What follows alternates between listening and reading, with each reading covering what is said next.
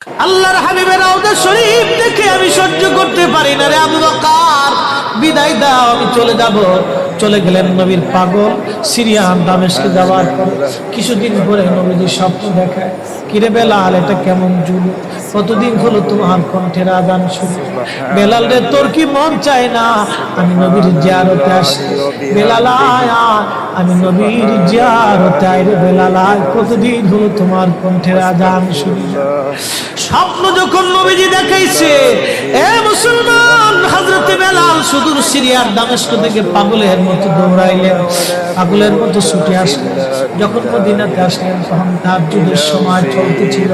তাহাজ্জুদের সময় চলার সময় হযরত বেলাল রাদিয়াল্লাহু আনহু কাঠের জালি দিয়ে তখন রওজা শরীফ ঘিরে রাখা ছিল।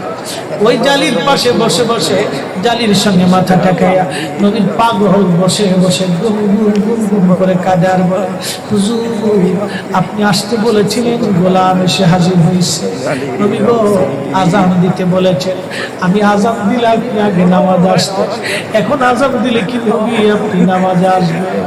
হুজুর এখন আযান দিলে কি আপনি নবী নামাজে আসবেন?